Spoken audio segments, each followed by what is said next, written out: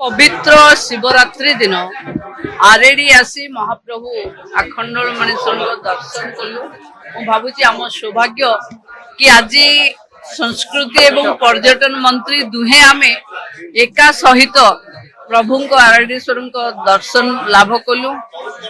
भद्रक जिला समेत सारा ओडिशार गरीब महिला कृषक युवक समस्त को प्रभु कल्याण करंतु।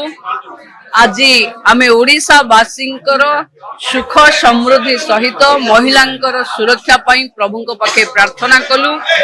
आरडी पीठर उन्नतीकरण करने पाई आमे 10 कोटी टंकार व्यवस्था करी व्यवहार करिचु। एबे 10 कोटी रु आरंभ हबो किंतु मोर सान भाई संस्कृति मंत्री सूर्यवंशी सूरज कहते कि जहाँ पैसा आवश्यक हम आमे करिवु। आरडी पीठरे जहाँ पैसा लागिवो आम सरकार ता करिवो।